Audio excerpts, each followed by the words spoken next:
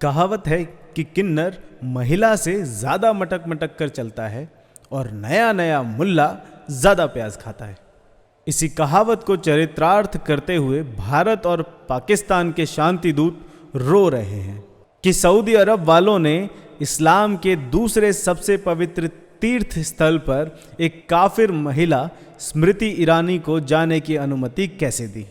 स्मृति ईरानी गई तो गई, ना तो सर पर हिजाब ओढ़कर गई, ऊपर से माथे पर बिंदी लगाकर गई। अरब के शेखों को तो इससे फर्क नहीं पड़ा, पर भारत में मजहब खतरे में आ गया। मन के हारे हार है, मन के जीते जीत, घंटी क्या तब बजाएगा जब उम्र जाएगी बीत। जय श्री राम दोस्तों। पता नहीं शांति प्रिय मजहब में युग युगांतर का कॉन्सेप्ट मानते भी हैं या नहीं, पर कलयुग सच में आ गया है। भारत के 20 करोड़ नागरिकता वाले और कई करोड़ कागज खोए वाले शांति दूत सदमे में चले गए हैं। बचपन से मदरसे में पढ़ाया हुआ सबक गलत निकल आया। मौलाना साहब बचपन से पढ़ाते रहे कि मक्का और मदीना दो ऐसे पवित्र स्थल हैं जहां पर काफिरों का जाना अलाउड ही नहीं है। काफिर तो छोड़ो, अपनी मजहबी महिलाएं भी जाती हैं तो हिजाब पहन कर जाना होता है। अगर कोई काफिर वहां जाना भी चाहता है तो पहले उसे मांस खिलाया जाता है ताकि उसका धर्म भ्रष्ट किया जाए, क्योंकि यदि किसी काफिर ने मक्केश्वर महाराज पर जाकर जल चढ़ा दिया तो वो स्थान मुक्त हो जाएगा। अच्छा, ये मेरी बनाई हुई बातें नहीं है। 90 के दशक में जब व्हाट्सएप नहीं था, व्हाट्सएप यूनिवर्सिटी तब भी थी, और ऐसे किस्से तो हर बच्चे को पता होते थे। हाँ, इसमें से सब कुछ गलत भी नहीं है। हमने देखा है इंटरनेट पर वो बोर्ड जिसमें लिखा है कि मक्का में केवल मोमिन ही जा सकते हैं, काफिर नहीं। लेकिन 2 दिन पहले सपनों का महल भर भरा कर गिर गया जब भारत की महिला और बाल कल्याण मंत्री और अल्पसंख्यक मामले मंत्री स्मृति ईरानी सऊदी के शहर मदीना में देखी गई। आपको भी सुनकर शौक लग गया ना कि दीदी अल्पसंख्यक मामलों की मंत्री कब बन गई, और बनी भी तो किसी के मुंह से उफ तक की आवाज सुनाई नहीं दी। ऐसा नहीं है कि भारत की राजनीतिक महिलाएं पहले कभी इस्लामिक देशों में नहीं गईं। पूर्व विदेश मंत्री सुषमा स्वराज भी बहरीन और सऊदी अरब गई थी, बिना हिजाब पहने गई थी। हालांकि जब वो ईरान गई थी तो सर पर शॉल ऐसे ओढ़ा हुआ था जैसे साड़ी का पल्लू ओढ़ा हुआ होता है, जिसकी बहुत चर्चा भी हुई थी।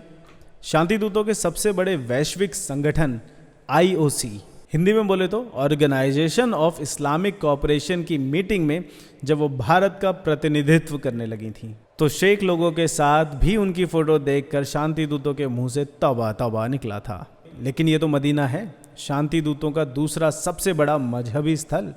यहाँ स्मृति ईरानी बॉस की तरह घूम रही हैं, और वो भी बिना सर ढके हुए और माथे पर हिंदू सभ्यता का स्मृति चिन्ह बिंदी लगाए हुए।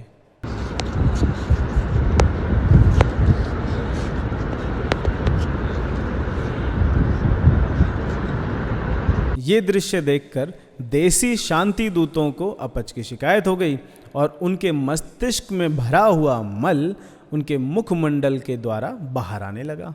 साथ ही विदेश राज्य मंत्री वी मुरलीधरन भी गए थे। वो धोती के साथ भगवा कुर्ता पहने हुए थे। स्मृति इस्लाम की पहली मस्जिद माने जाने वाली कुबा मस्जिद भी गई और मदीना की सबसे प्रमुख मस्जिद अल मस्जिद अल नबवी का चारों ओर का भ्रमण भी किया। वो वहाँ हज की तैयारियां देखने के लिए गई थी। ये देखकर हमारे वालों का खून खौल गया। वो गाली गलौज पर उतर आए।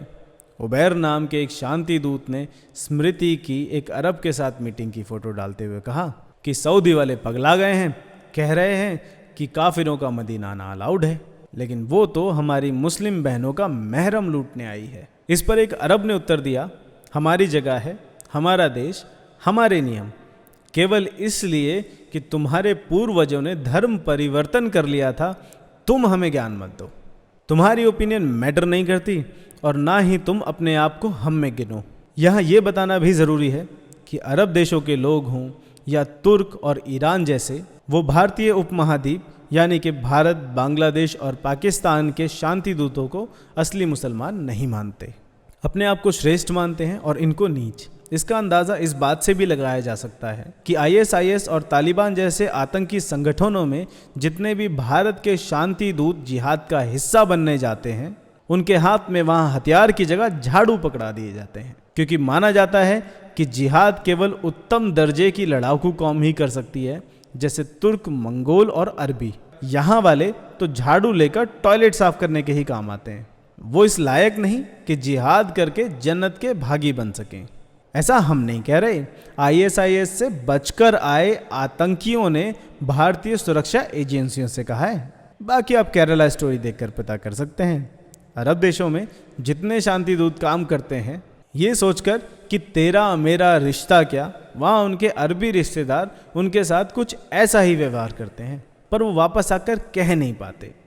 पर सोचने की बात यह है कि जहाँ इस मज़हब का जन्म हुआ, जहाँ इनके पवित्र स्थान हैं, वहाँ के कबीले जब आज आधुनिक समाज के साथ बदलने के लिए तैयार हैं, जब हज में बिना पुरुष के महिला को दर्शन ना करने का नियम हटाया जा रहा है, जब महिलाओं को ड्राइविंग करने का अधिकार दिया जा रहा है, जब नंगे सिर चलना अपराध की श्रेणी से हटाया जा रहा है, तो यहाँ वाले क्यों स्कूलों में भी हिजाब के लिए लड़ रहे हैं? बताया था ना, नया नया मुल्ला।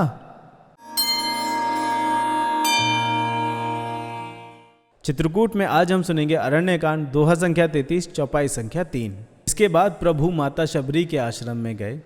ताहि दई गति राम उदारा, सबरी के आश्रम पगुधारा। सबरी देखी राम गृह आए, मुनि के बचन समुझ जिए भाई। उदार हृदय श्री राम ने कबंध को गति देकर शबरी के आश्रम में अपने पांव रखे। शबरी ने प्रभु को अपने घर में देखा तो ऋषि मतंग के वचन याद करके उनका मन प्रसन्न हो गया।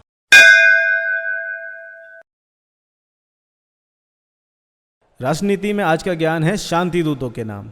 देखिए, आप जब तक दूसरों को परेशान किए बिना जिस देश और समाज में रहते हैं उसका सम्मान करते हुए अपनी आस्था का पालन करेंगे तो कोई आपको कुछ नहीं कहेगा। भारत तो वो देश है जिसने विश्व के सभी संप्रदायों को अपने यहाँ शरण दी है, लेकिन अगर आप चौक चौराहे को घेर कर शक्ति प्रदर्शन के लिए ऐसा करोगे तो हिंदुओं के पास भी अपनी आस्था है प्रदर्शित करने के लिए, जैसे ये रेलवे प्लेटफॉर्म।